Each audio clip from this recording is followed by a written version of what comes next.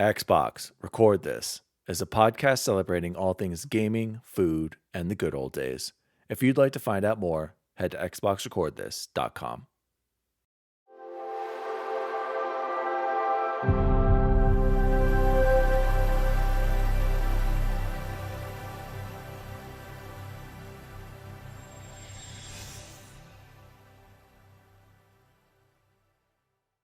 Oh, hello. Daddy Diwali here, and welcome to Xbox Record This, special episode number 18, and we can't wait to get into the warm-up question. As always, my name is Daddy Diwali. I am the official host of Xbox Record This, and joining me, as always, is the assistant to the co-host, Chipotle Bear. Chipotle Bear, how are you, my friend?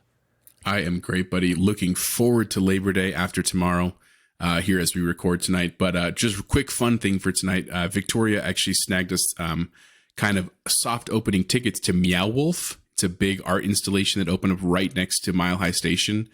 It is super rad. Like, I kid you not, my brain is still spinning. We just got home about 15 minutes ago to put the girls to bed. But super cool, man. And tickets are already sold out through like November. But when they do open up back up, I do recommend taking at least your wives, kids, probably kids maybe depending on their age, but it's like a giant art museum, but that's a terrible way of describing it. It's basically an audio visual experience that is pretty unbelievable. So doing great, man. Excited to be here. You know, I have heard of this, and this sounds like a trendy hip thing an Apple user would use. So an Apple, we're both Apple users, and so are you. Okay, so you're welcome to join us if you want to go. A straight up huge Apple fanboy who wants to live in the Bay Area of San Francisco. Joining us as always, the assistant to the assistant co-host, BubbleBoy and Seven. How are you? I'm great. This Labor Day weekend, my wife will be going into labor, so. Wow. Yeah. Heyo. Speaking of labor, I'm just going to shout this out right now because I have to. Shout out to my brother, Mr. Matthew Wolenzik Miso Pony, and his wife, Alex. They gave birth to a healthy baby boy, Mr. Jack Wolenzik. I'm announcing it now, so hopefully my other friends will hear this because they still don't know, but I'm tired of keeping the secret. So shout out to Miso Pony. Congratulations. And wife? You said wife, so they officially got married? Oh, they've been married legally for a while now, just in Japan, but not in the United States yet. So hold on, Pony lives in Japan? What? No. You got married in Japan. I didn't know that. Yep. I didn't know that either. I mean, there's a lot about Miso Pony. Well, congratulations, Pony. Yeah, was he there going through like the old Japanese Goodwills, and he was trying to find old obsolete gaming systems and guidebooks? No, they just wanted to go, but he did bring back some special. I don't know if it's okay to say on the air, but he did bring back some interesting Japanese paraphernalia. Comic books. Yes. Also, so he was born yesterday. So what was that? The 1st. So September 1st is. Oh, goodness. Yeah, wow. To Jack Wolenzik's birthday. BubbleBoy and Seven and his wife are due here soon with Liara Siegel. And also we have my wife's birthday is this Saturday, the 4th. Yeah, that's right. Happy birthday, Pony's birthday is the 6th. Then my dad's is the 18th, and then it's crazy. September's crazy, guys. Ashley's is the 4th too. Yeah, that's right. Day. I remember that they're the same day. So shout out to September birthdays. What's 9 months ago? It was Christmas. Okay, so that makes sense. Holidays, people. So it was New Year's. Yes, so that's the first shout out. Also want to give a shout out to Bailey, our new fan Bailey. He followed us on Instagram and he wrote a message saying he's a big fan of the show, and I just wanted to give a shout out to Bailey. And then the biggest of shout outs, boys, I don't know if you guys saw this on Twitter, but Lord Cognito finally gave me the follow, and I tweeted at him I was doing deadlifts today, and they always have the saying, earn your playtime, earn your gaming time by working out, get the sweat in, get the workout in, and then you can go game, earn it. And they have this hashtag on Defining Duke, which is health is wealth. And so I said, let's earn that gaming time, boys, to Lord Cognito and Mr. Matty Plays. I said, health is wealth. I also did their DD mail. They always kind of do a a hashtag at the very end of the show. And the shows are pretty long, so if you make it that far, they want you to shout it out. And he liked it. He retweeted my picture of my home gym, with my N7 platforms. And what did he say? He said that Spectre deadlift platform though. And I was like, dude, he's just so cool, that Lord Cognito. So Cog, we got to get you on the show, brother. We got to get you on here. Yeah, for number 25. Yeah. That's awesome. The invite is out there. So I'll show you the tweet. So Jose, do you want to say anything to Cog to get him on the show? Just that it would be an honor to be among the elite ring of gaming podcasts. And, we appreciate you always giving us a shout, especially to D. Wally's amazing non-dad bod that he has, while Chance and I over here repping the true dad bod. Hey, boys, health is wealth. Hashtag health is wealth. So, yeah, he said, there it is. He said, look at that. He says, that deadlift Spectre life. What is it? Though. So, yeah, you can see the platform there, boys. Shout out to my wife for painting it. Legit. It's got some serious likes from his fans over there. So shout out again to Lord Cognito. Thanks again. And Mr. Matty Plays liked it too. So hopefully we'll get both of them on the show here, boys. We're going to keep going. I hope you give us some advance warning so we can come up with some good questions for them. Like me don't worry about that. Also. No, because I feel like you're just going to be like, hey, by the way, and we're just going to show up and there's going to be two other talking heads on here. I'm like, I didn't prepare. I will. Ooh. Amateur hour. You're gonna have to. All right, guys, cut have to that edit out. that out. At All right, have to minute. All right, here we go. I better mark it in the notes here. That'd be 6 minutes. 6 minute marks. All right, thank you. All right, boys, let's talk about what have we been playing. I'm gonna throw it over. No, we skipped the. We can't skip episode 18. Oh, okay. Chance, set up the warm up question this week. Actually, I have it for you. Never mind. Here's the warm up reader mail, you guys. Chance, mute that dog over there. My gosh. Here is our reader mail coming straight from. Well, I'll just read it to you. It says, "Hey guys, love the show. My favorite character is BubbleBoy. Anywho, I like to think of my favorite athletes every time a specific number appears. For whatever reason, like a psychopath.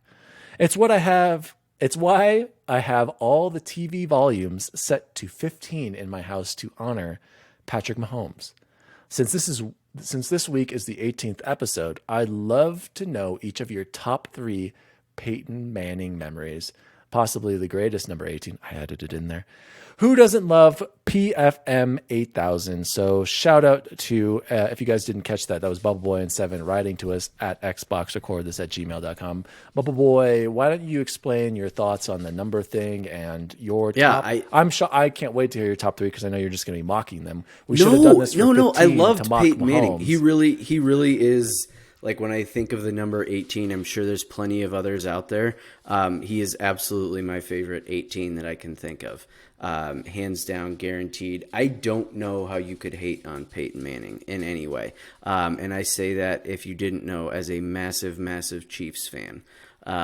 Just tons of love for Peyton Manning. So I guess I will start. I thought it was just, hey, we like to mix it up a little bit, and I know we've brought a ton of food love to this show, but we're also really all into football and a lot of different sports. And all sports, yeah. When it was 18, I was like, oh, Peyton Manning, can't not think of him. So I love the idea. Coming in at the a old solid, sheriff. Exactly. My third best Peyton Manning memory, and this is the one that you might be upset with, but actually was when he won his first Super Bowl with the Colts. I was in London. That's when I lived in London, and so that was super cool because just to wake up and go to the pub like right down the street, and the game started at like 2:00 in the morning, and it was just really, really cool to see that. The way it happened for me. So I'll never forget that about him. Number 2 favorite Peyton Manning memory is the Saturday Night Live skit where he's playing football with all the little kids. And there's just so many one-liners that I can't even think of all of them from that. He's just so funny. I'm so excited for him and Eli. I don't know if you guys knew, but they're going to be broadcasting some of the Monday Night Football games this year. From home, I believe, if I got awesome. that right. Yeah, like just That's the rad, two of man. them. I cannot wait. Obviously none of it's scripted, but I think it's just going to be them going back and forth, and I can't wait. And I got a slight shout out there to Eli Manning too, because I know he's, if you haven't seen Caveman Mikey Burgess, he's the spitting image. So, and then my number That's one, truth right there. Truth right there. Captain my Caveman. number one Peyton Manning memory is the time he actually came to Gateway, my school, and I made an intro video for him, and it made him laugh, and he said, "That dude's really funny." So yeah, I got. But a compliment wasn't it? What Peyton didn't Manning. when you walked through the hall when you went to shake his hand? Didn't he give you one of the psychs and he like pulled his hand up away from you when you walked by? No, I never got to shake his hand, actually. You just heard him from a just kidding. distance. You heard him laughing. Oh, sorry, I Jose. I remember was that. like, I don't remember telling that story ever. No. Were you there then, Dan? No, I wasn't there. I missed hadn't that. Dude, started I would yet, have been so that would have been losing my- 2012, possibly 2013. I don't remember what time of year it was. But yeah, I mean, that was, man, such a class act. Like I said, massive Chiefs fan, can't possibly hate on Peyton Manning. So Love it. You mind if I go next?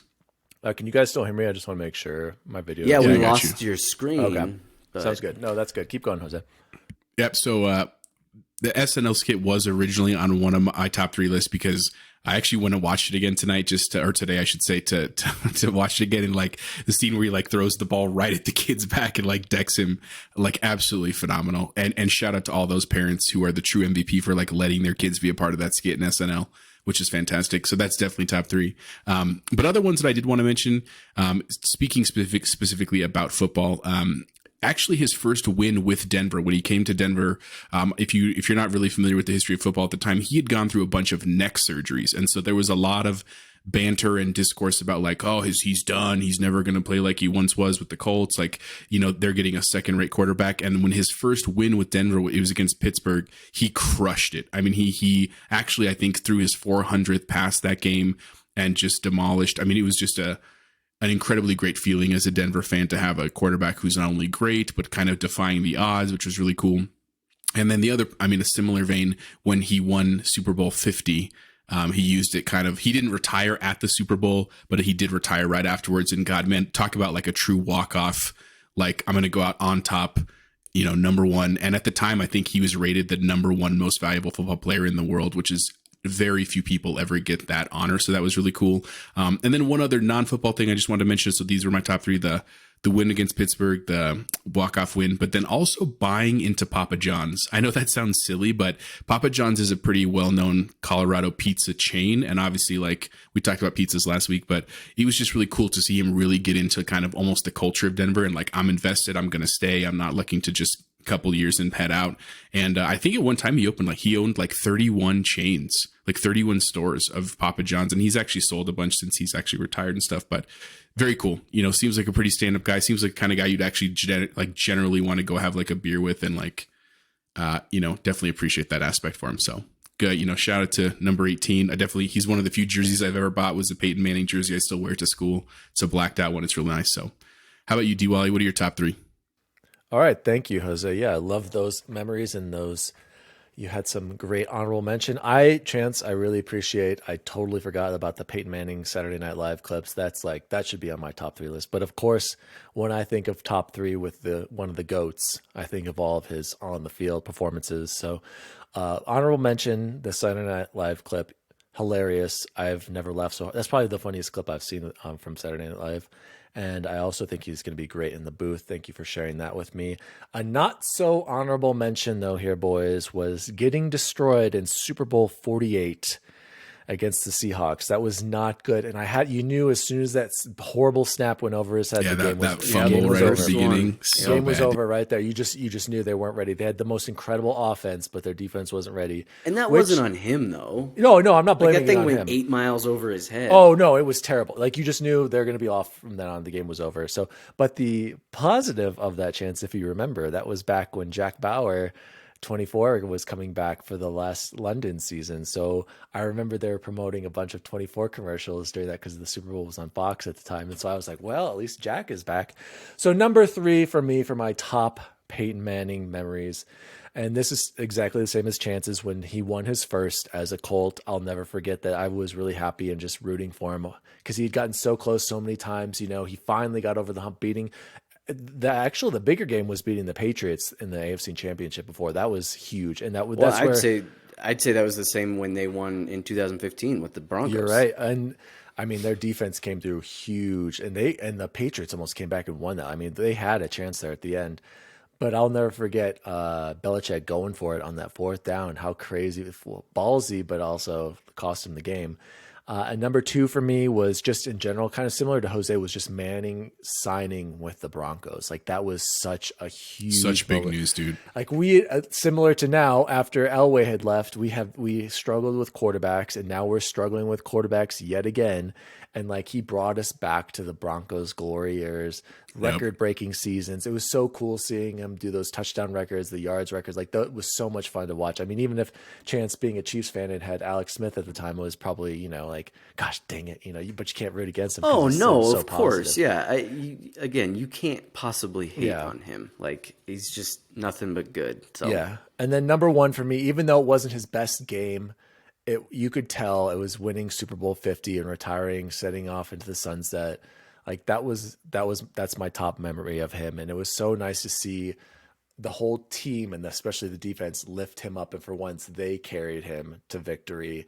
And I'll never forget, like, even though, like I said, it wasn't his best game, he played just well enough, but you could just tell he had injuries that season. He was playing through like a serious injury the whole time. So just to get through that. And it was just a gutsy year for him. And stupid Brock Osweiler too, playing well. Actually, probably could have led us to victory as well. But shout out to Peyton Manning retiring, and also going along with that was his retirement speech. And I remember I actually teared up during that too. So yeah. Manning will always be a special Bronco, my favorite Bronco, more than Elway. Everyone loves Elway, but Manning's my Broncos quarterback. So happy to see him in the Hall of Fame now. And maybe he'll be the next commissioner. Great, also Hall of Fame speech. Kept it to the 6 minutes or whatever it was. Too many people just ramble hours and hours and hours. So shout out to Peyton Manning. They put a clock on. I heard about that. Yeah, but some people still go over that. Obviously, way more. Yep. But did you see that quote from Tony Dungy? How he said he like gave him crap. He's like, you were 8 seconds over or something like that. and I actually said something to Dungy's Twitter about it, and it's a couple of people like that. So shout out to Tony Dungy. You're our Tony Dungy, right? Like you would tell us you went 8 seconds over that segment. I would. That's literally who you are. So thank you, BubbleBoy and 7 for that awesome Peyton Manning number 18, episode 18 question. If you'd like to submit a warm-up question for us, please do. We have ideas. Lana, I haven't forgotten about you. We'll get to yours. And you can always reach us at xboxrecordthis@gmail.com. Let's move into what we've been playing, boys. BubbleBoy, I want to start with you. I want to hear what your thoughts are on Psychonauts now that you got past that that new part. All right, let's hear it. You want to talk about this? You want to rattle this? Tell the audience what happened. Tell them what happened. No, so and I think we talked about it a little bit last week. I kept getting stuck on the part with the electricity on the floor, which is not even like a part, like, right? We were all, when we got stuck on 12 minutes, it was all the same part and we all got stuck and we knew what we were talking about. This was just, and I'm going to say it, especially because he just left and he won't be here to defend it, that this was poor level design. I was jumping down this hole without talking to a character that gives you... Yeah, what? The power. What? I was going to say, I don't think I think you're right. You're right. They shouldn't let you fall. They should just kill you. But I had a similar part where I fell down something, and it might have even been that same area. It was somewhere where I fell down, and it's like, no, you're not supposed to be there. And I think it did kick me back, Chance. So maybe it just didn't click for you. Yeah. Yeah. And I was playing, I mean, this was, because remember, I think you guys remember it because it was only a week ago. It released at 6 p.m., which I thought was a little strange, right? Like it wasn't a midnight one. And I don't know why, but for some reason that made me think something a little different about it. And I'm talking, this was 30 minutes into its being released. So again, tiny little deal, but the fact that our wonderful host here refused to believe that it was possible that they released a game with a glitch and just insisted that are you pushing LT right? Are you pulling the left trigger? Like, But obviously blew right through it this time because I ran into the lady and she All gave right. me So what about the thing, game and though? Did you get at least a little bit further? Are you having I fun now that did. you got past it? I did, yeah, and I've you get to gotten the to the base? port where it opens up significantly, and I'm getting side quests, and I've been doing some fun stuff. And I don't have many bad things to say about it, and I will say again on the record, I do like the art style. I think they could have put more detail into the graphics in different places. And here's my example that I noticed tonight when I fired it up again. His glasses, the little goggles that he have incredible reflections on them. But then the level of detail, like on his hat, just goes away completely. And even his face. Is it the worst thing ever? No. Is it game breaking? Absolutely not. But then there's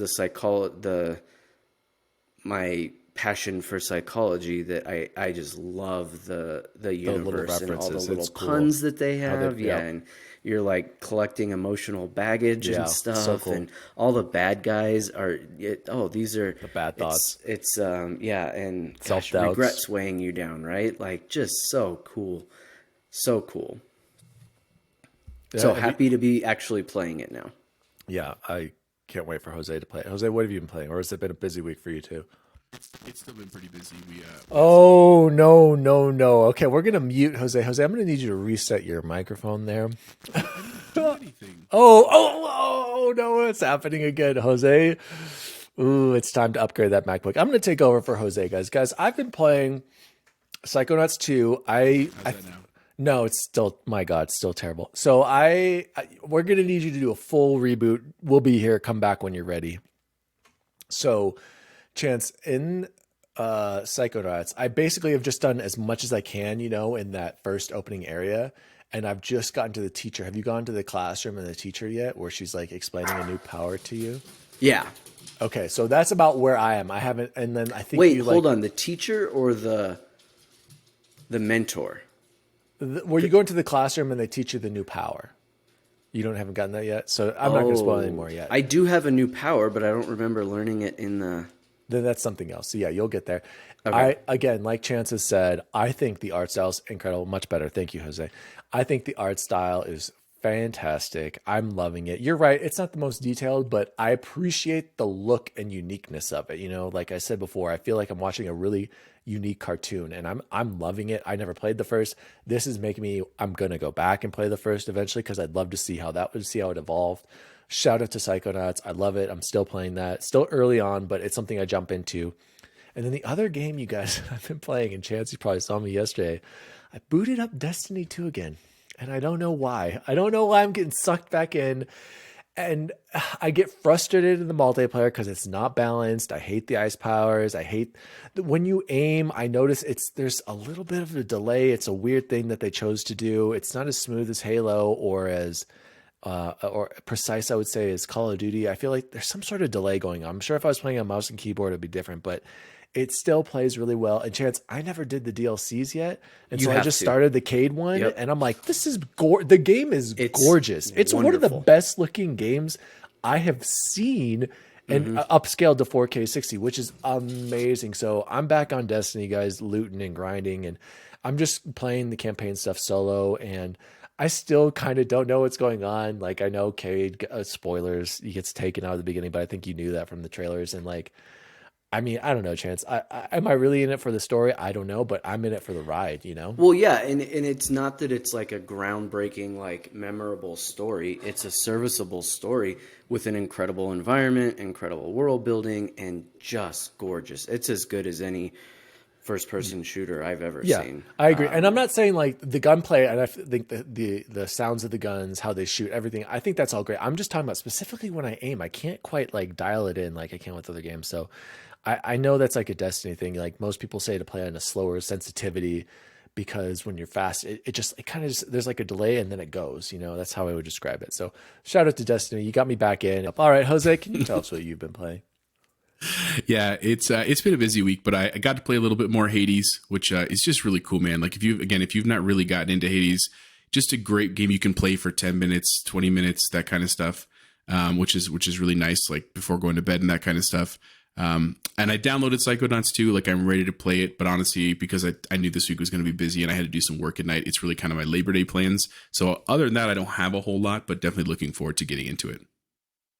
Very nice. I have not started Hades yet, so there's another one I need to get to. But again, I can just take my time. There's not too many games coming, but we're already into September, and Battlefield's next month, so maybe I should speed it up a little bit. So guys, awesome. Let's move on to Xbox news. Very briefly, it was actually for once a quiet week in the world of Xbox. Nothing too crazy, and I'm appreciative of it because now we can deep dive into Mass Effect. But I did want to say just very quickly, this month's Games with Gold, our favorite free games here on XRT, from September 1st through September 30th, you get Warhammer Chaos Bane, and then from the 16th through October 15th, you get Mulaka. Those are Xbox One games.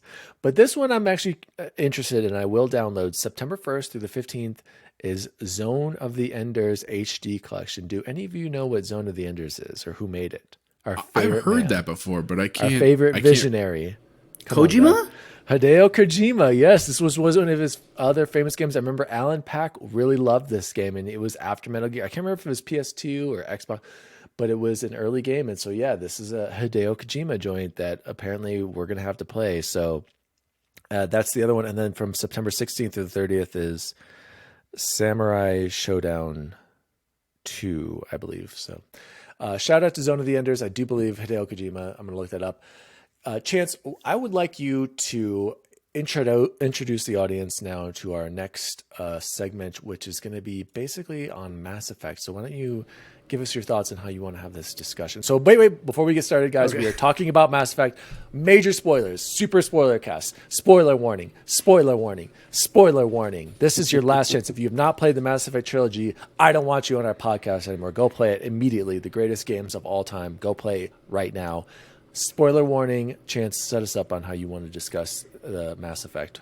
Yeah, so I there's a couple things that always jump out to me, which would be favorite weapons, best romances, and then of course just talking about the ending, and favorite squad mate, favorite squad mate, and then the ending and which ending you chose and why you chose that.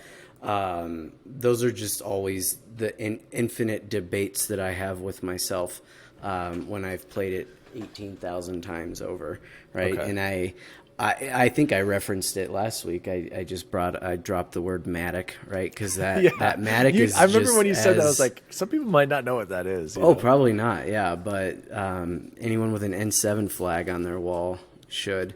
Yeah, so you said weapons, squads, and endings? Squad mate. What's your favorite weapon? And squad romances. Mate, romance, and then we can talk about the ending. Well, let's jump in. I'll start here.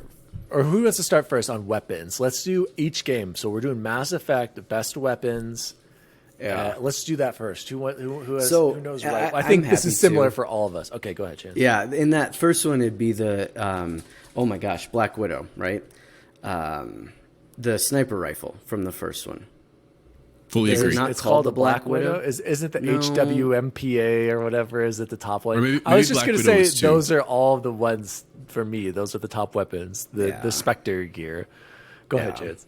Well, that one, right? I used that in the first one, and as soon as I went to say it, I was like, I don't think it's called that, and that'll tell you which game I play the least, probably. But that was it for Mass Effect 1. Mass Effect 2, the Matic, which if you only played it for the Legendary Edition, if you had played Mass Effect 2 when it first released... Whoa. What about our picks for weapons here in Mass Effect 1? I thought I was going through each game. No, let's go game in all of us. So I will say the best weapons, clearly, the only memorable weapons I would say for Mass Effect are the Spectre gear, and I think it's the HWMPA 8 or whatever the highest level you could get, and that's as high as I would get. I don't know, maybe you can get to 9 or 10. I think you can, but I would get to like 8 or 9, and that was sufficient enough for me. What about you, Chapo?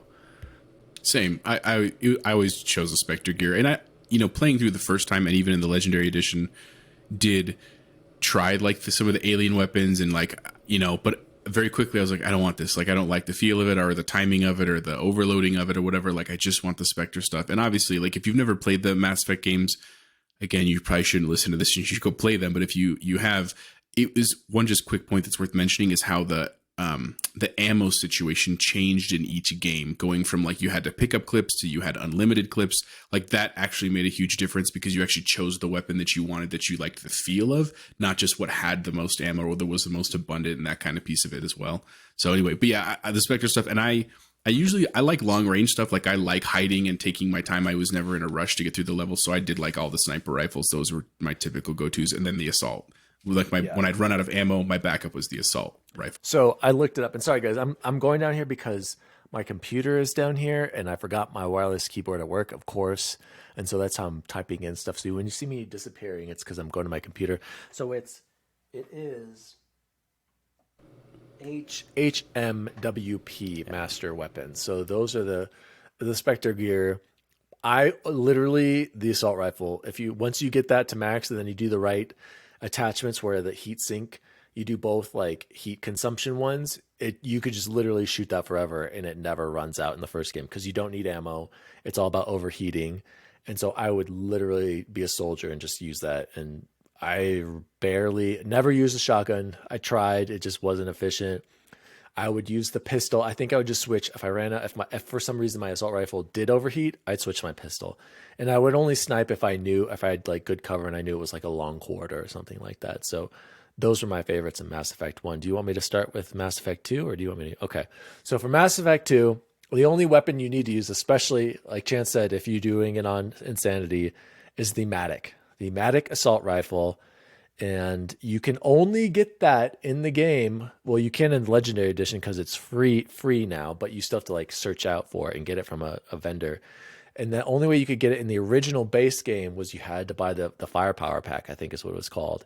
And it's essential. Like, I don't know how anyone could beat that game without that weapon. And the Black Widow would be another one. Huge shout out to that. And then the what was the Geth? The Geth laser beam? Yeah, the heavy pulse weapon? rifle. That would be my weapon of choice. That was my loadout. To beat that game, you could do it with a soldier, and then you would slow down time with the adrenaline rush. Like, you were pretty unstoppable with that. The only flaw with the Matic was the dang ammo. You would run out of ammo. Yeah. And so you did have to have a good secondary weapon. Black Widow could be one, but I forgot, guys, that you could do that weapons training when you find the Black Widow on the Derelict Reaper that you go on to for the first time when you run from him. You can either choose to take the sniper or get assault rifle training. So I would be a different class and then just get the assault rifle training, and then you could have the Matic paired with all your powers. You'd be unstoppable. BubbleBoy, what about you for Mass Effect 2? Oh, totally. It's the Matic, right? And I was trying to remember because, gosh, I don't know what I used the first time I did it before I bought that DLC, like way back in the day, back when Chapeau and I lived together. I wish I had remembered. I'm sure it was some combination of a pistol and the Black Widow, but yeah, I definitely Matic all the way. You beat right? it on Insanity without the Matic? No, I don't think I beat it on because Insanity I was going to say, first time I don't know played how you it. could do it. Yeah. No, I would be. Yeah, I can't imagine that I did. Chapeau Bear, do you have any memorable weapons for Mass Effect 2 besides what we've discussed? Or you probably used something different, didn't you? Oh, Geth Shotgun. I think that was another good one. The Geth Shotgun was really good too. No, I didn't. But part of it, and just for the context of our listeners here, is that I didn't play these games till much after both of you.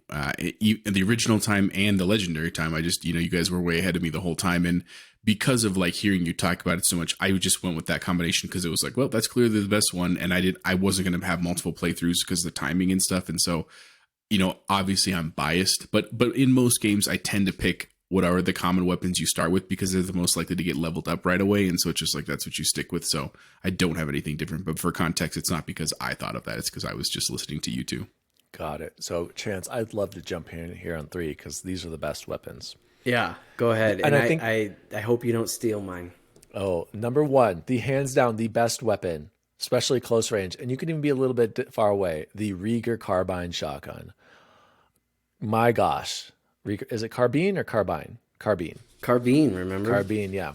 So the Rieger carbine, wow, unstoppable. Any class, infiltrator, vanguard, get up close, that melts people. Just ridiculously overpowered. Number 2 would be the N7 Valiant sniper rifle. Again, super overpowered.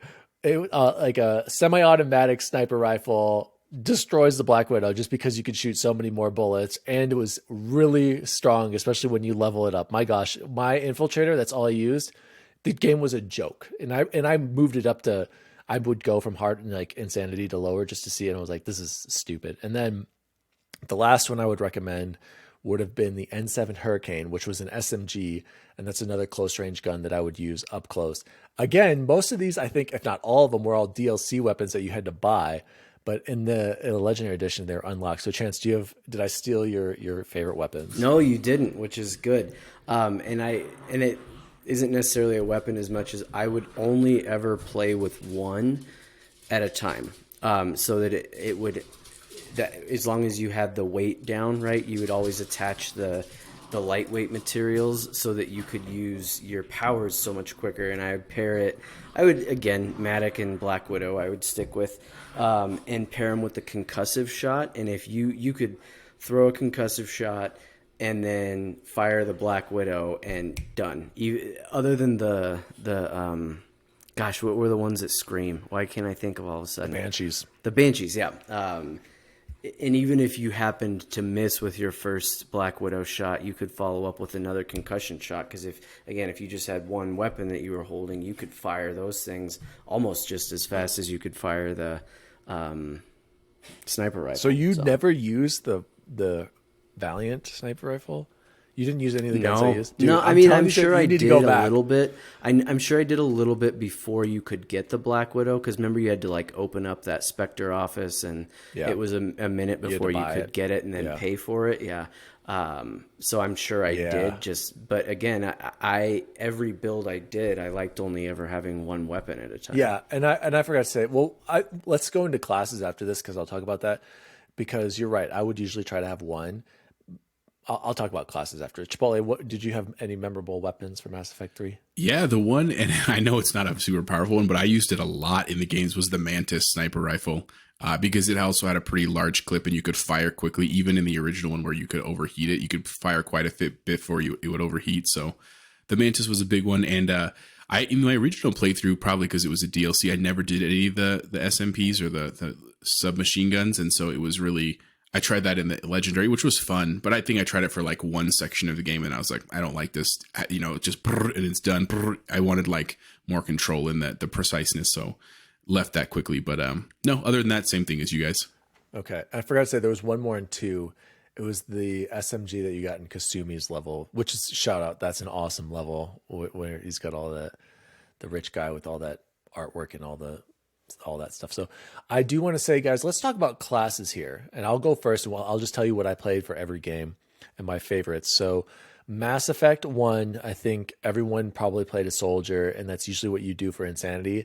But I actually remember now, if you play Biotic, and then I forgot that you can use whatever weapon in that. It's just you're not very well trained at it. I would have, when I replay it again on PS4 or PS5, whenever I get to that, I think Biotic is the way to go, even on Insanity, because you could just do what is the black hole power? I can't remember, whatever it is. Singularity, whenever you do that, it's game over for them. And if you have a good assault rifle, it's over. So Mass Effect 1, I'd say Biotic or Soldier. Mass Effect 2, I would say Infiltrator. I actually tried Vanguard this time, and it's not as good. Vanguard plays the best in 3, so I like Infiltrator in Mass Effect 2 for Insanity. I like using powers too. I don't like these, like my brother who just strictly plays soldier every time, and like that just seems so boring. The powers are the best part of the game. And so in Mass Effect 3, you could be a really, really powerful Biotic. Shout out to the Biotic blast and combos in that game. I don't know if you guys ever did Biotic powers. Like those were OP. But my favorite in 3 was Vanguard. And for most of the time, you guys, I wouldn't even use a weapon as Vanguard. I would rush at them and then do my 2 ground slams, and my thing would be recharging so quickly because I'd carry 1 gun, and then I could just charge them again, and then do 2 Nova Blasts. Like that's literally all I would be doing, is just going from person to person. And if you do the right powers, it refills your shields all the way. So like you could just be going from target to target, refilling your shields whenever they get low, and by the time it refills. So I barely use weapons at Vanguard. And then another shout out, like I said, biotic. Those biotic combos are deadly. And then another one I would say for 3 would be Infiltrator. Match that with Energy Drain, which was a bonus power from like Morden or whatever, that refills your shields. You can use that on him, and then like a 2 snipes with the Valiant, they're dead. Like it's ridiculous. You guys one shot on lower enemies. So those are my favorite classes. Jose, what did you play for all 3? Soldier, and soldier. All right, somebody boot kidding. this guy from the party. literally My what I God, did. they're playing a third-person Gears of War game right here. BubbleBoy, please save us. Don't tell me you played soldier. I mean, on my original playthroughs, absolutely, that's what I did.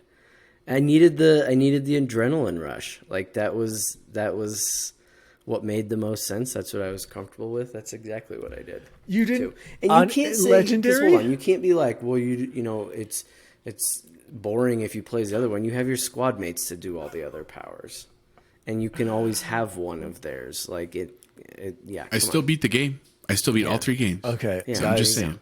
I'm just publicly announcing right now. I'm taking applications for new hosts. I just found out my diehard Mass Effect fans, both of them beat the game as soldiers only for the first time. Yes. What did you do in the Legendary Edition? Tell me you mix it up.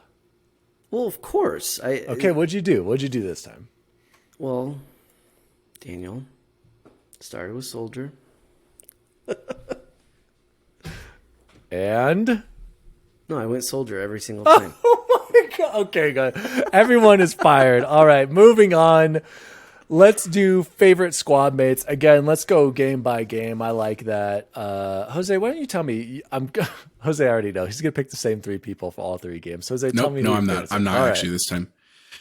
In the first one, so originally, the first time I ever played through the game, I didn't get Rex. And in our group of friends, it's a constant source of shame that I never get to not enjoy. But so I playing it through Legendary Edition, I made sure that I got Rex, and I definitely enjoyed that. But honestly, the character in 1 that I really like, because you just connect to him, and he's like my equivalent of you 2 in real life is Garrus. Like he was my favorite squad mate. Like I probably took him on the most missions.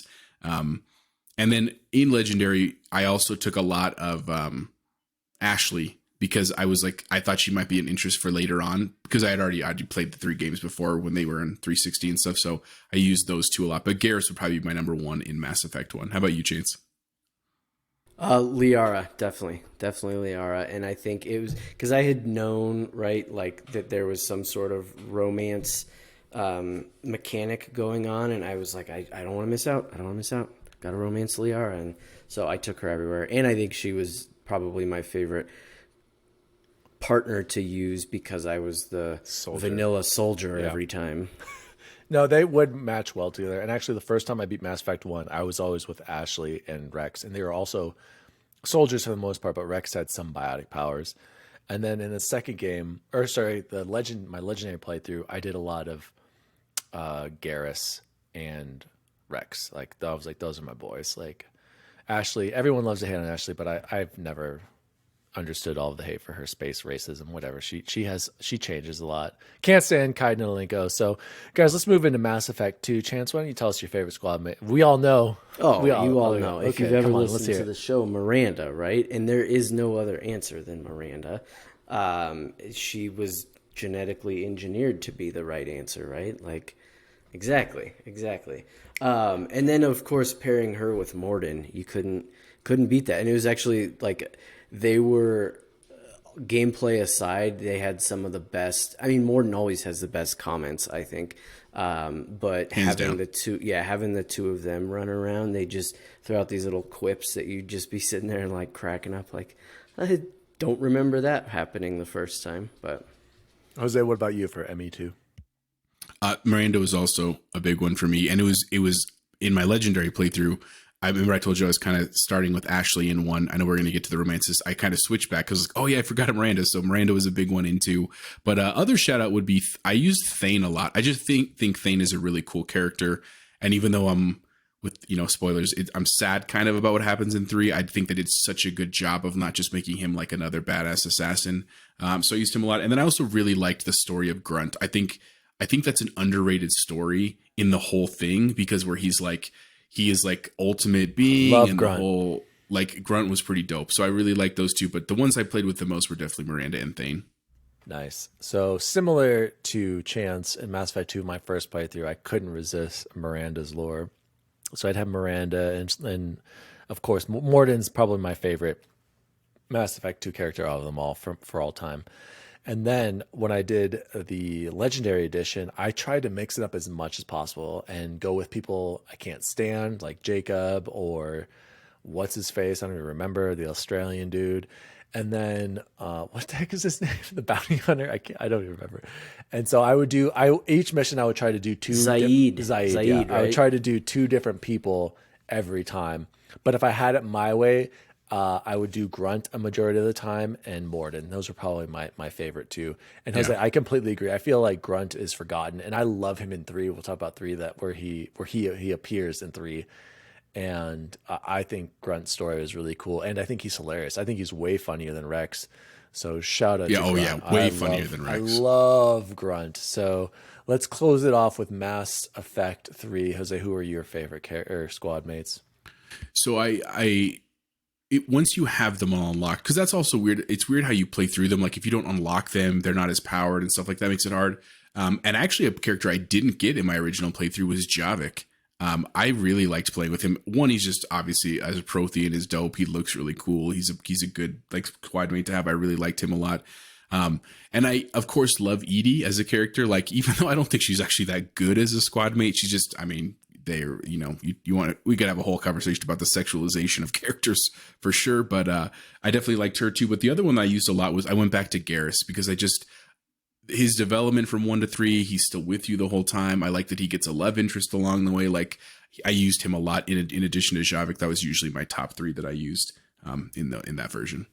Yeah, I'll go next, Jen. So I would agree. So my first playthrough of Mass Effect 3, I was a big Freddie Prinze fan from 24, and people always told me I look like him. So I was look like him with Vega all the time. So I would go with him.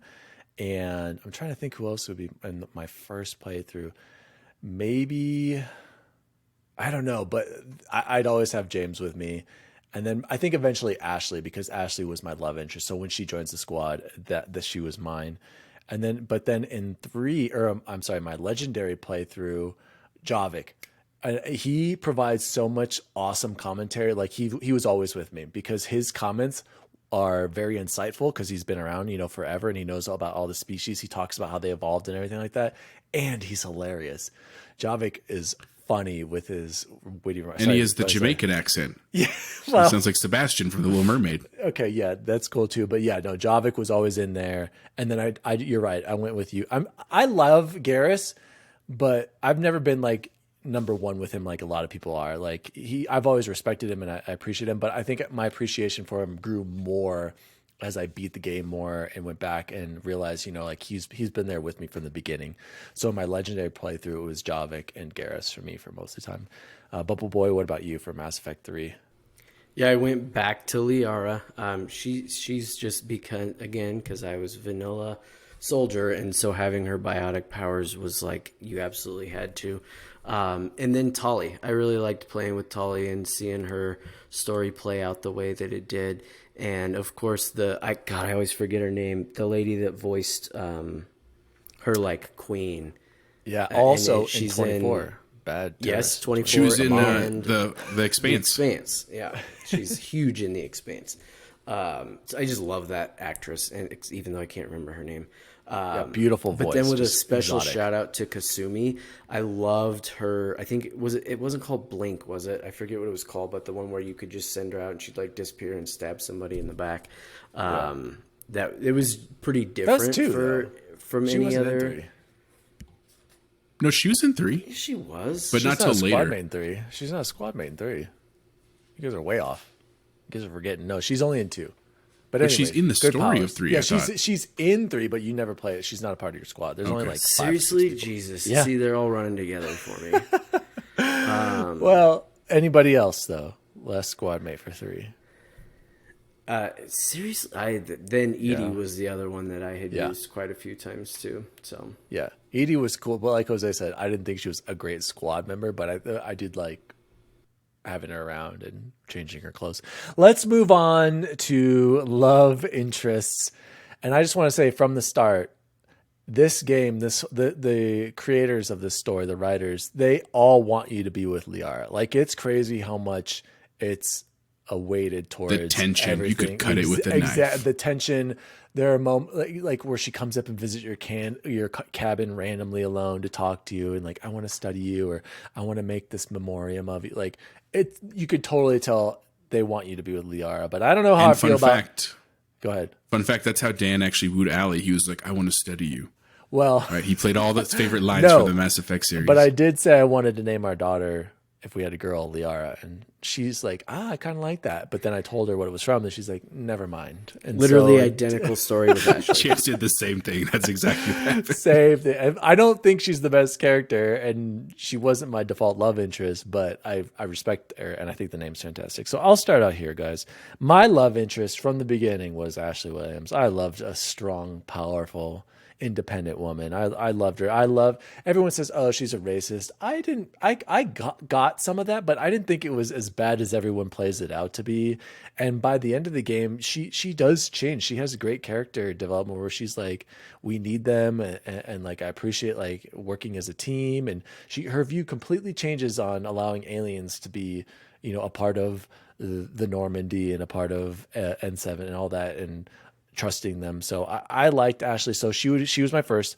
I did a playthrough where I was loyal to her. I avoided Miranda, and I've done a play, and then I went back to Ashley. So I've done that. I was completely loyal to Ash, and then realistically though, my first time I went Ashley, Miranda, of course, back to Ashley, and then my new favorite, and this is my number 1 now, is if I could. I wouldn't have been with on the Legendary Edition. I wouldn't have been with anyone on 1, but you needed the trophy or achievement, so I was with Ash. But then in 2, Jack, you went to Jack, didn't you? I love Jack. Jack is my crazy, dirty little girl, and she's the best. She plays so hard to get. She wants nothing to do with you. She doesn't trust men, rightfully so. But by the end, you share just an incredible relationship, you guys. And then her in 3, character development is, I even think, better than Ashley's. Like, I agree. It's better. It's completely better. And then where she's the teacher in 3, and when you meet back up with her, and then you guys probably don't know about the little sex scene or love scene that they have. It's basically, she's just like, I want to take you on this digital battlefield right here, right now, when you're in the simulator chance where you have to get that stupid achievement by beating everyone at the end in the Citadel DLC. That's where you have you can do another love scene with her. Basically, you and her have a little bit of fun on that battlefields because she's getting off from all the excitement there. So shout out to Jack. Jack's my number 1 now, and she looks smoking hot in the 3rd game too. Like, I can only imagine. I don't know. I don't like the shaved head Jack look, but when she has a little bit of hair, I can only imagine if she had that full, beautiful red hair. So shout out to Jack. He's blushing right now, folks. I just want you to know. His voice got quieter. He's embarrassed. I love you, Jack. In my first playthrough, I only had a relationship with Liara. And honestly, it was because you guys wouldn't stop talking about her again because you played ahead of me. And so I didn't understand the dynamic that like you could go between people. Like, I assumed it was going to be one of those, like, you choose one and that is your choice and you can't go back across the 3 games. And I just didn't even try. So I was Liara the first time. And then in the Legendary Edition, I didn't do anything in the first game because I didn't care about the achievement like you guys did. And then in the second game, I did do Miranda, and I didn't realize that they had updated the scene from the original. And when it happened, I was like, oh my goodness. And then in 3, I actually went back to Ashley as well. And part of it is because it took so long to find Miranda in the game. And I was like, I'm just going to start this rolling now because I was worried about it like not happening. And so I rolled back to Ashley, but not upset about that by any means. And, again, just quick thing for the listeners. If you are listening to this point, if you've never played the games, having these scenes in the games, I know that we're talking about them almost in a joking manner, but it was a big deal when they came out because of some of the content stuff and the historical pieces of it. But it was never meant to be like disrespectful. It was really honestly about relationships, which is really a lot of what the games are about. And it was just an interesting and really, really cool piece added to the games, because it makes subsequent playthroughs really fun and different and exciting. And so, shout out to the creators for that. So that's what I did. That was my choice. Yeah, I appreciate you saying that because it is true, right? And they, especially with the first two, the way they time them, and it's like it can either happen right before either the suicide mission or the last mission in the first one. Like, you can tell if they wanted it to just be blatant and, I don't know, grotesque, that it would have been all over the place and a lot more. And it's cool because you do have to work at it, right? Like it's not just like, hey, do you want to see this scene? Jack. Like in Grand Theft Auto, right? You have to put the time. It's a in serious and investment, and, So I'm glad you pointed that out, yeah, because it's done well when other games have not managed to do that. Yeah, well. and I remember there was like huge controversy about it because like you saw like Ashley's butt, like one butt cheek, and like there's a sex scene in the game, and I think it's all tastefully done. And I remember when I replayed Andromeda on PS4 during the pandemic, that sex scene was crazy. I was like, oh man, they really went crazy on this. I was like, but nobody freaked out about that now, and it's just crazy how a difference in time, coming out in 2007 versus 17, like I don't know. Yeah. And that's something that just personally has always kind of irked me. I know I won't read comics that I think of, what was the one that Vin Diesel just did the movie for, like Bloodshot, or I forget his name, but I can't read a comic Bloodshot. that is just over the top gore and violence, and then they put an asterisk if they're going to say a cuss word. Right? Like, I'm just like, okay, so you're okay with death and murder, but you can't say, this 4-letter word. And I feel obviously there's a whole nother spectrum that goes along with anything that's sex related, but I feel like it's kind of similar. Like, how come we're okay with this game that is based like solely on, not solely, but has its backbone in violence and guns, but it's not okay to have a butt cheek? Like, yeah, you're literally murdering and slaughtering people, but no, you can't have a sex scene that's barely there. And that's very American. Completely avoidable. Like you could even go through the whole game without doing it. Like like you said, you have to put in the work to even get that scene. So yeah, you're right, very American. Yeah. So let us move on. I didn't say. Oh, you didn't tell me? Oh, sorry. No, and it's real easy. Liara Miranda. So Chance loves those curves of Miranda, those genetically modified ones. So, and Liara too. So, did you guys at all think like my main reasoning why I actually stuck with humans was because like I was like, I don't know if I was in their situation, I would be, getting down with aliens. Not like a racist thing, but I was just like, I don't know, just personally, I was like, Sounds like you've been hanging out with Ashley too much and racist against aliens. Yeah, maybe. Seriously. Yeah, Ashley does mention like religion and God too, so that was part of it. So maybe you're right about that. So moving on to the endings, and I just want to preface the endings talk to our listeners. If you've come this far, please play the games, obviously. But if you've kept listening and you're not going to go back, there was a huge controversy when Mass Effect 3 came out with the endings. And myself, and I know BubbleBoy and probably Jose too, if he had played it, we didn't have any problem with the ending. And I think it's because we were just as invested as everyone else, but I feel like we understood that it wasn't about the ending that last 10, 20 minutes of the game that you saw. It was about Jez, I think Corden is his name. He was on Defining Duke, and they talked about Mass Effect, ironically, a little bit this week. He said he didn't have a problem with it either, and he said it really well. He said because he understood that the whole game was the ending to the trilogy, and that's exactly that is so true. I have so many memories, like so many plot points were closed with Morden. That's exactly what I was going to say. Think about Morden and Liara and the Geth and Rex. Like it's a journey at the end there, and I feel like so much of that is wrapped up. And the more I think about it, I'm like, it was. But not only was it wrapped up, but like there were so many incredible memories with your squad mates and impactful things were like, so many times in the game where I was tearing up, like Morden, like it had to be me. Somebody else would have gotten wrong. Like iconic, like bawling as my best friend is going up to the tower to sacrifice himself to make sure that he fixes the genocide of the what do they call it? The Rexes. I can't remember what they're called. You know, what are they called? Anyway. It's genophage, not genocide. Genocphage, yeah, sorry, same thing. But genophage. The Krogan. Krogan of the Krogan. And the Solarian, you know, who invented it, and then the Taurians weaponized it, right, and created the genophage. Like, so awesome. And by the way, after this, we need to talk about DLCs. So again, there was this huge controversy at the endings. People didn't feel like their choices really mattered. And to be fair, how can you realistically do that over a span of 3 gigantic games? And to be honest, where the second is so kind of disjointed as it is, where bringing back Shepard to life, like, and Cerberus, and the whole, people love the second game, but it's like, when you really think about it, that game doesn't really make sense to the rest of the trilogy. Go ahead, Chance. And I think I've said this a bunch of times and I always get the same answer. I think calling the end, like, the people that were upset because of the color thing, is really lazy, because they just see that and they miss what those actual choices implicate, right? And they're like, well, I think it's lazy for you to call it lazy. Like, they were being lazy. All they did was put a different coat of paint on these things. I'm like, no, it's so much more than that. So much more than that. And it was sad to me. I think, to, like, anybody who had that much hate for it, I'm like, okay, what did you want then?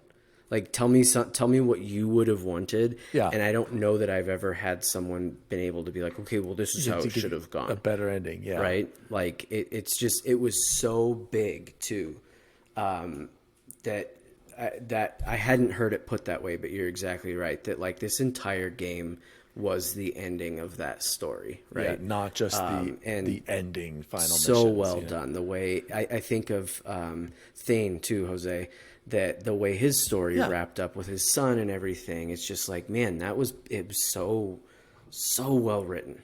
So yeah, and him taking on, absolutely.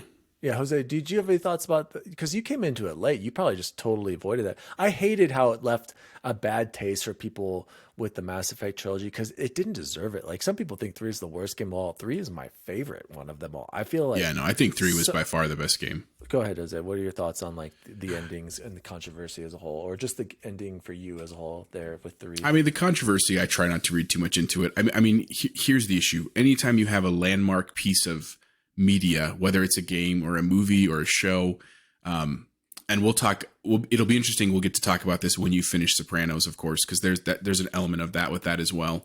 There are always people that hate it, and typically they're just the loudest people in the room, because the people that loved it just, like, sit back content, right? And so, another parallel is like a movie like The Matrix. A lot of people hated 2 and 3. I like 2 and 3. It's not as great as 1, but I liked the full circleness of what 3 did, and like, it's the Morden thing. That is the best example that you guys gave, where he goes, this is how it has to be. And I think that was, what was Shepard going to do after this? Like, were you going to bring him back for 4 for Andromeda? No, like, his time was done and he had done amazing things, and it was just, that was the right thing. But I also love that you still got the choice. I think that's such a powerful thing in the game, to say, like, it is how you want the game to end. Like, you get to be, and they obviously color coded it, which does, mimic the Paragon and Renegade stuff, which I think is an important piece too. Like, that's interesting, that whether you want to truly try to go that full Paragon run or Renegade run or whatever it is, but it's also, like, in the sense of, like, if you really made this choice, like, if you really try to embody it and think about it,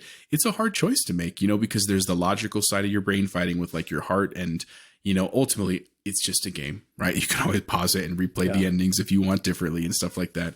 But it was so well done on so many levels that I thought it was great. I have no concerns or I thought it was great. Yeah. And also, who are we to critique and tell a person how to make their game and how to make their ending? Like, I hate that as well. Like, a lot of people hate The Last of Us 2 because of the direction it took, but it's like, yeah, you can have a problem with it, but it's their choice to write it how they did and to tell their story they want to. And it's not, I still can't believe that they went back and tried to add content and somewhat change the endings because so many people were mad about it. It's like, this is their game. It's not our game. As that just shows how powerful and meaningful and emotional it was to us, where people were freaking out about it and like, we want this to be different.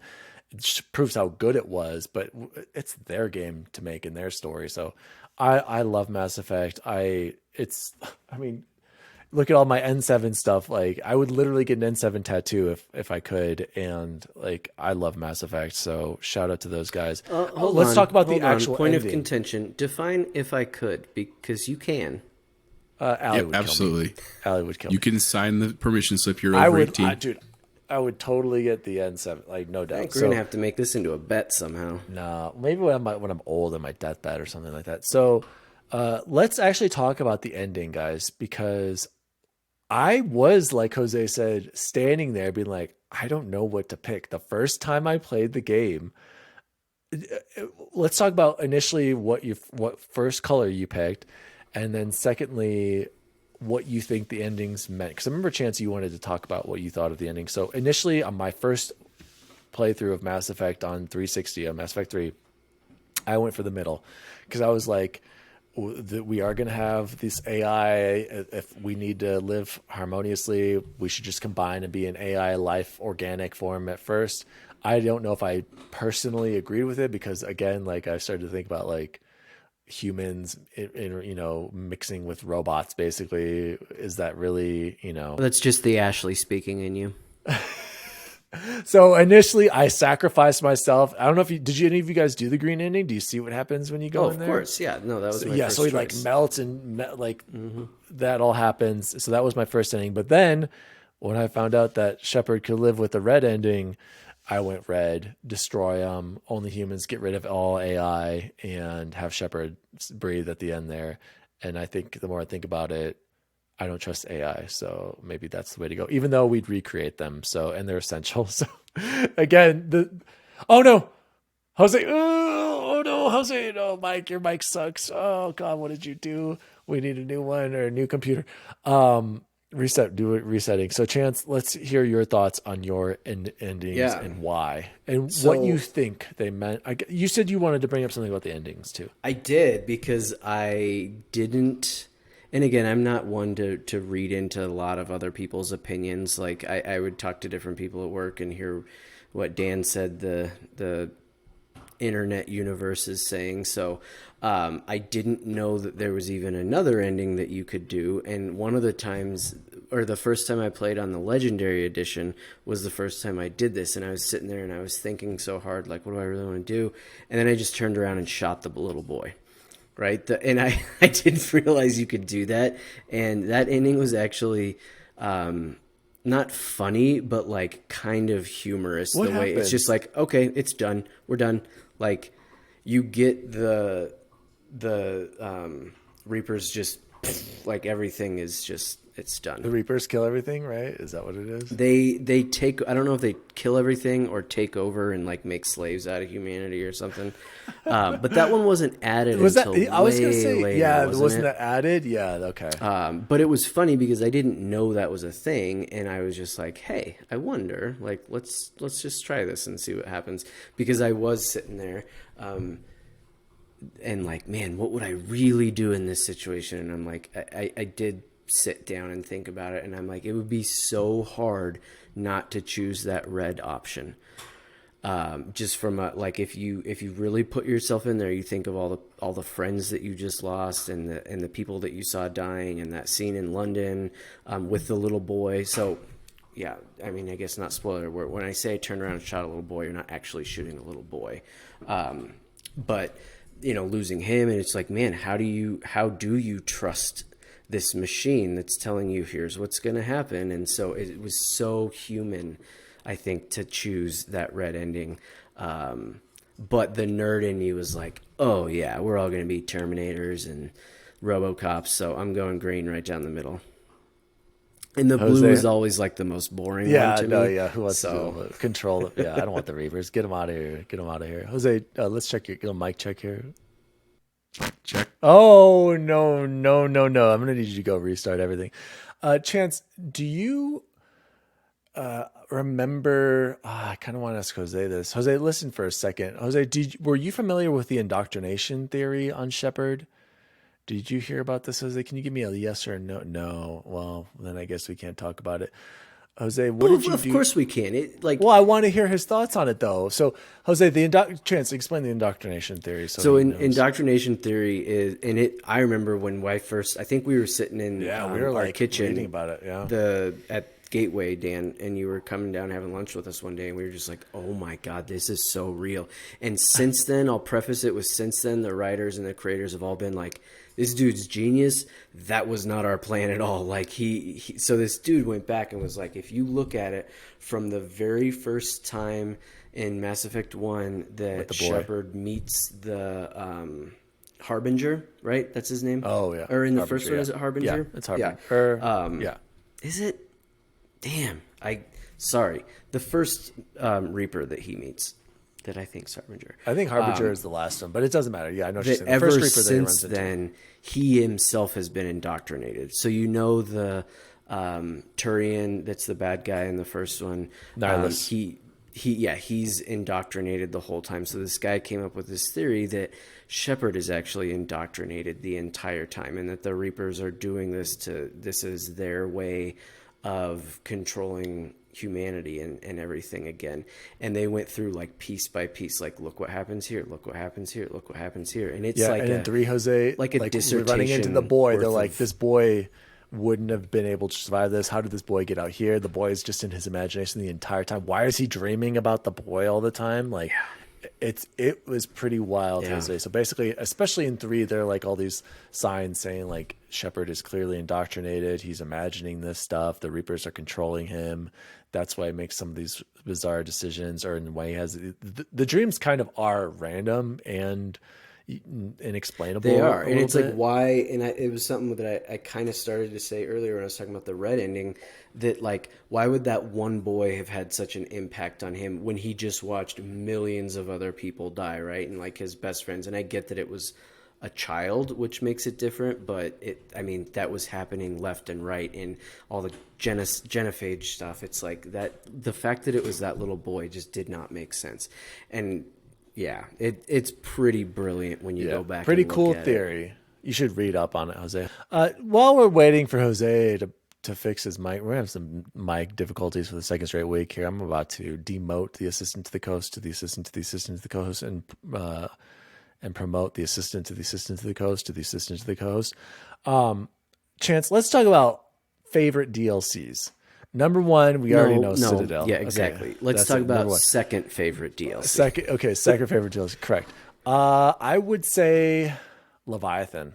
I thought playing that again, Leviathan's really good. But I'm trying to think, was there a good one in... Oh, and Overlord. The music in Overlord. Yeah. And that was another story that you got to see, as long as you made the right choice, right, which is saving the dude.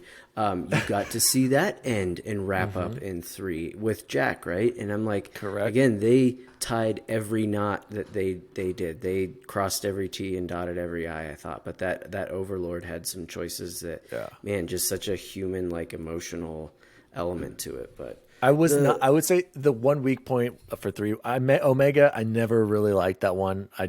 I think that was actually pretty weak.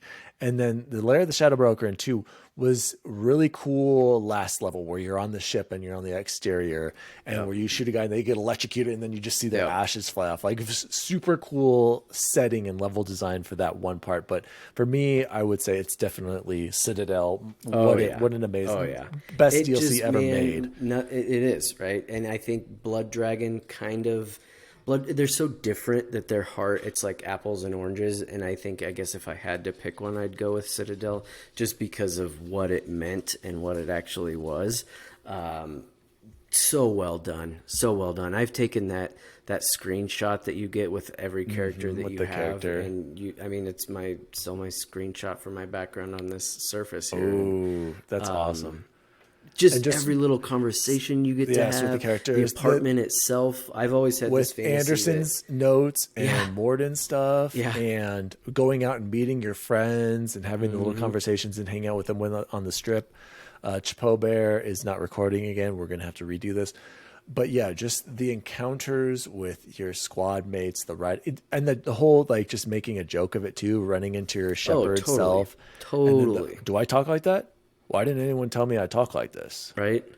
I And that should was go. how better could they have done it, right? Like I think they were like, we're Dude. tired of all this criticism. Yeah. So we'll criticize ourselves here, and that will be the best criticism we have. So good. Totally, so many people love the Citadel. Like a lot of people remember that more than the endings, like the best DLC ever, and pray like so well done. And I love the idea of fighting your own self.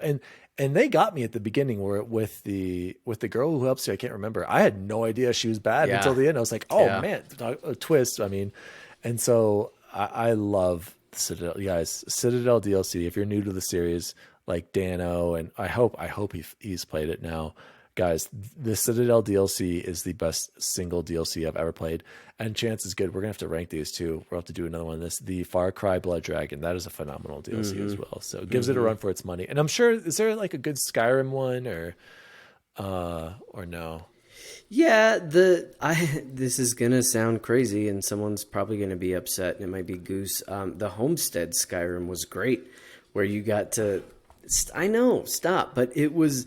I loved, and I put every statue I could because I had so many cool outfits. You probably and liked I couldn't making wear... the stuff in Fallout. You're telling me you liked making? No, I loved because I could put all my different outfits, right? Like I had the Dragonbone armor, and I also had the Daedric armor, but I couldn't wear them both at the same time and see them. I would have my companion running around in one, but then I don't know. Anyway. Okay, so Skyrim has some great DLCs as well. So shout out again, Citadel DLC, the best, followed by Leviathan, followed by Omega, or Overlord for the music.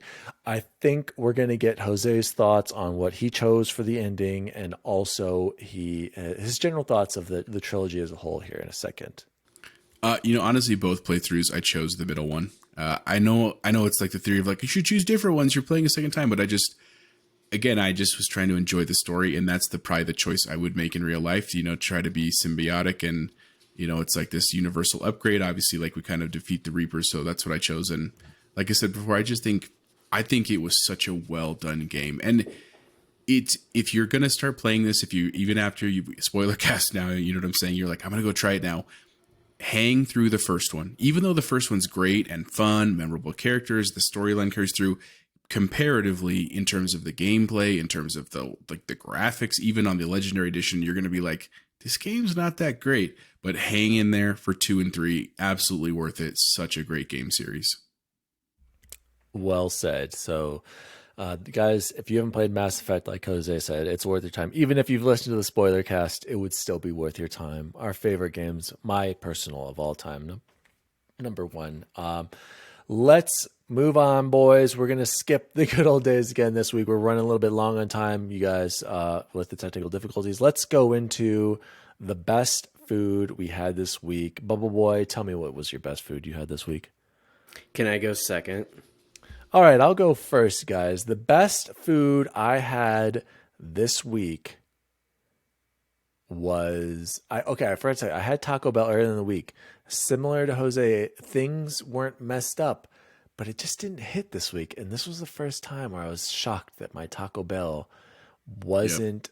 Yep. It was just fine. Like everything was made well. I got 2 cheesy bean and rice, 2 chili cheese or 2 beef burritos. I just wasn't feeling it. It was a very bizarre feeling for me. But then tonight, totally redeemed. Got Papa John's. Had my bacon and cheese pizza. Dipped it in that delicious garlic sauce. Shout out to Papa John's.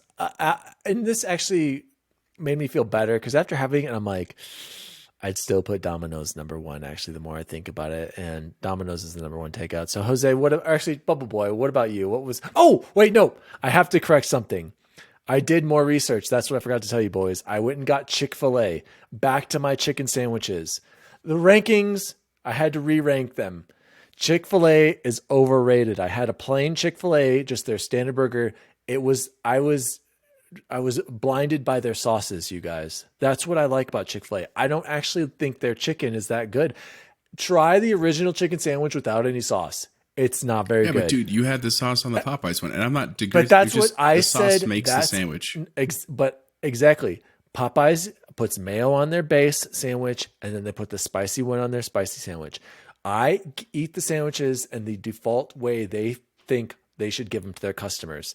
I did the same thing with the spicy at Chick-fil-A, and then I did the same thing with Popeyes. If Popeyes chose to give me that, that's their right decision. So they make a better sandwich. So number 1 is Popeyes spicy. Number 2 is Popeyes original. Number 3, I'm actually going KFC spicy. Number 4 would be Chick-fil-A spicy, and number 5 would be Burger King spicy. That's my new list. On that note, I tried the Burger King. Blinded. It was terrible. Yours was bad. Maybe I just got a bad one. Yeah, mine was delicious. I did not. I was really disappointed. I was real sad. Oh, I'm sorry to hear that because mine was delicious. So, BubbleBoy, what was your best food you had this week? Yeah, and this is going to be boring. That's why I was like, I should go second and just be stuck in the middle, and you'll forget about me. So we've done a handful of different those like meal kit things, and the latest one we did was Home Chef. And what's kind of different about theirs is they have some that come in pans already made, and then you just have to throw it all in the oven, or throw it in the oven, throw it all in the pan, throw it in the oven, and it's supposed to take the prep time down quite a bit. But they had this tri-tip steak ragu that I made, and I didn't eat it at the time because our oven is broken, but we took it over to my parents' house and cooked it in their oven, and then I was taking it to work all week, and it was fantastic. I'm simple, nothing exciting, but any tri-tip it might be my, you can say favorite kind of cut of steak, but I can't remember of having a bad tri-tip, so. Nice, man. Jose? Best thing I ate this week was actually tonight. We, like I told you, we went to Meow Wolf downtown, which was again really awesome. But we had just enough time to drop off the girls and my in-laws before we had to run down there, and we actually ate at Red Ginger. If you like sushi at all, and to be fair, when I say sushi, I don't like fish sushi, and you can make fun of me. I just don't. I've tried tuna, I've tried yellowtail, and I'll eat it. It's fine. I never crave it. It's just not what I want. But I love shellfish sushi, so like the tempura shrimp, like crab and stuff like that. Anyway, Red Ginger is on 6th and Broadway if you're in Denver. It's right next to that Chipotle that's down there. It's literally in the same shopping center, and what's so awesome is that it's 1, delicious, and 2, like very satisfying. We get the Denver rolls, our favorite roll. It's basically double tempura shrimp with avocado, cucumber, and sushi rolls. Phenomenal. And here's the best part. So like tonight, because we were even in a hurry, but we were able to eat sushi in like 45 minutes with no problem. But we got 3 rolls, edamame, and crab cheese wontons, and with a 20% tip, our bill was under $40, which is like unbelievable for sushi. And the way that Red Ginger does it is that everything on their menu is 40% off, which sounds like, are we getting secondhand fish? And I was like, the first time I ate there, I was like worried about getting sick. We've eaten there many times, never gotten sick. It's so good. So underrated in Denver. Like, I don't know how more people don't go there, but if you're down there, if you want to try something different, try Red Ginger. Super good. I don't understand the 40% off. Like always? Always. So 24 hours a day. Isn't that just cheaper prices? This is the price? Like I get that that's weird. That's just their gimmick is that all rolls are 40% off all the time. And I was like, why don't you just lower their prices? They're like, no. 40% off, and I was like, "Oh, cool." You're getting a deal. You think you're getting a deal, but you're paying the normal price. But they're saying you're getting 40% off. But compared to other sushi in Denver, dude, no, that's good. Most places, how many go, rolls a roll did you is get? like, sorry, we got 3 rolls, edamame, and wontons, and our full bill with tip was under $40.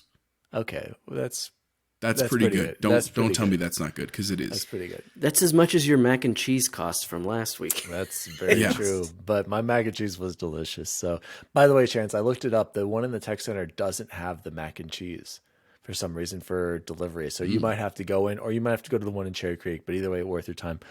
Sorry about that, guys. I tried it. My wife was over here, and I was trying to get her to come on, but she didn't want her. She was wearing a white T-shirt. She didn't want the nips popping through there, and she's really embarrassed. She wouldn't just give me a kiss. So, dear God, I think you're gonna have to cut that.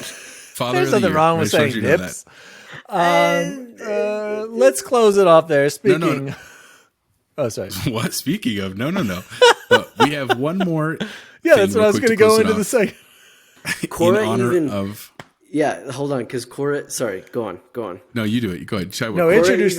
Cora went to bed, and I thought she was in bed for like 10 minutes, and then she comes sprinting out. I forgot to make sure you say the right name for me, Daddy. And I was like, oh my God, I forgot about it. But you didn't. No, we didn't forget. So Jose, in honor of introduce it, our BFF BubbleBoy, who hopefully by the next time we record, we'll have a brand my new baby gosh. around. We're very excited. It's crazy to think that. I was driving home this week with my two daughters, Penelope and Scarlett, and we were in the car, and I was talking about the podcast, and they were asking questions. They both refer to you as Cora's dad and Grayson's dad. That's how they don't know your names. That's how they refer to you. And I was talking about how, Chance is going to have a baby and Cora's going to have a baby sister. And they were like, what's her name? And I was like, I don't know the name. We're going to find out. And they were like, Penelope was like, she was like very like in herself and was like, I think her name's going to be Lilac. And I was like, oh, okay. That's an interesting one. And I it was closer to Liara. So I was like, ooh, that's kind of cool. I wonder if she just heard us say that. And so then, Scarlett immediately jumps out. She goes, I think it's going to be Candy. No. Gum Candy. And I was like, yep, it's probably going to be Gum Candy. And so I asked Chance and Dan to ask their kids what they think baby girl Seagull is going to be named, because we don't know. It will be a surprise. And so, Dan, you want to go and give us what your kid said? Yeah, Grayson said, I think it was like Iona is what his guess was. I have no idea. He just likes to make up weird names whenever I ask him about names. No, that's perfectly appropriate. And then I asked Brooke, and she just copies what Grayson says. But then I said, what about Liara? And she's like, Liara? And I was like, yes, Brooke. So that was Brooke's guess. Brooke's official guess was Liara. And then Maddie just looked at me weird every time I asked. Like, she just wouldn't give a name. Did she So go, sorry, I'm I the tried. Joker? No, that's Brookie. I tried. Speaking of guys, my kids got really sick, like bad fevers. Brooke was up to 104 last night. Like, Oh, God, dude. yeah. So I was like, oh man, I have to go to the hospital. She's doing better today. But yeah, so Grayson got a fever last week, right after actually we got up recording, got over it within a couple of days. He's great. Maddie then got it, and then she was bad a couple of days ago, but today she was great. And then Brooke, 104. It was pretty wild. So That's scary, something's dude. I'm going sorry, around. man. Yeah, dude. So they're doing better now, but we are going. Well, I'll talk about that later. So, Chance, what are you going to reveal the name right now to us on air? Oh XRT. God, Ashley would murder me. Okay, where are we no, close? But I am. Well, this is crazy. No, none of you were. But what's funny is that Cora and Penelope must have talked, because Cora's name, and I think Diwali, you'll love this. Her pick is Lila, which is eerily similar to Lilac. And I looked at that's Ashley, crazy. another story that you'll just love. I was like, oh, Lila Garrity, right? Like, I love it. And Ashley was kind of like, yeah, I don't hate Lila. And then I said, yeah, just like Lila Garrity. She's like, never mind. I'm like, dang it. Dang it. Yeah. Well, Dang it. good luck to BubbleBoy. Thank you. And Yeah. Ashley and baby Cora, also a Mass Effect character. For the record, my guess is Charlotte. I was trying to think of something. I didn't know if you're going to go with the C theme, but I thought because Look like at Charlie's you. a cute nickname for girls, so that is my personal guess. D-Wall, you want to give a guess? Charlie was, well, hold on. Charlie was our front runner for a long time. I don't know if I like Charlie as a girl name, even though I love Charlie Covington. I was going to don't know say, if I loved it. Shout out Ashley didn't. love Ashley Charlie. didn't Love have Charlie any connections to it, and I was like, yeah, the only Charlie girl I know was wonderful. So yeah, of course. Okay, well, mine is Liara Siegel, and if it wasn't that, then the second guess would be Miranda Siegel, because you love Miranda. So Miranda, we are trying to play Parcheesi. there you go. So, Yeah, guys, you're all wrong, but yeah. good guesses. Well, Good guesses. I can't wait to hear it. So, any plans for the week? I'll just briefly go really quickly here. We are going to my cousin's wedding. My daughters are going to be the flower girls. Grayson is going to be the ring bearer. My aunt and uncle, it's Irene and Tom Jose, and Chance, you've probably met them, the doctors, and they're actually renewing their wedding vows on Saturday. And it's cool because I was their ring bearer, and I went out and got a matching blue bow tie cummerbund to match what I was wearing when I was like 3 or 4 years old doing it. So I can't wait to bust that out. And You then, better have pictures that. It match, like so they line up. and and then Sunday's the cousin's wedding. So we're all driving tomorrow. We're all, I think, going to fit in the expedition. So it's going to be me, Allie, the 3 kids. her parents, his golf club. So I'll let you know if I get all of this stuff up there in one vehicle. We're driving up to Snow Mountain Ranch, which is in between Granby and like Grand Lake. So that is my plans. Hopefully, I don't know if I'm going to be getting any gaming in, but excited to go on a little getaway. Jose, what about you? Doing anything? For Labor Day weekend, we're gonna stick around here. It's like I said, it's been a beast couple weeks at work. We're looking forward to some downtime and definitely game time for me. But on Friday night, I got to cover the football game tomorrow night. We're playing Greeley West. Oh my God, look at that handsome devil right there. He's showing us a picture of his appearance in his cummerbund. Look at that. Oh, look at that stellar wedding. That's awesome. Or the dress in the back is red. Anyway, so football game tomorrow night, and then Saturday is actually date night for me and Victoria. We haven't been out on a date in a proper date in a long time. So my parents are going to keep the kids. We get to sleep in and do some brunch as well on Sunday, which will be great. And then just honestly just chilling out, man. And honestly, you guys are going to laugh because we're huge fans of Halloween. We legitimately discussed the possibility of decorating for Halloween this weekend. It's not going to happen because we have other stuff, but it will be very soon. We have some cool projects in the work. So if you're into Halloween, follow me on Instagram. You can follow some of our projects coming up. But other than that, that's what we're up to, man. How about you, BubbleBoy? Oh, you know, I mean, baby. Oh yeah, baby. Ashley's Psychonauts? You know. You're going to be doing Psychonauts? Psychonauts too? Yeah. No, I got to figure out Five Nights at Freddy's. You know what? The number one dad tool you need to take to the hospital, though? Air fryer. You can get some hot tendies right after the baby's born. Just throwing that out. Yeah, but could you guys keep it down over here? I got to listen for this beep. Good luck, BubbleBoy on 7. A huge weekend for you. Guys, this has been episode 18 of Xbox Record This. You can follow our show at Xbox Record This on all social media or visit xboxrecordthis.com. You can follow myself, Daddy Diwali, across all social media. You can follow Chipotle Bear at Chipotle_Bear on Twitter. And BubbleBoy N7 is out there, but we still don't know his social tags there. So, as always, gentlemen, see you online. See you online. See you in the labor and delivery ward. Or online. See you online. Xbox Record This is a podcast created by Daniel Walenzik. You can follow him at Daddy Diwali on all social media. The assistant to the co-host is Jose Martinez, and you can follow him at Chipotle_Bear on Twitter.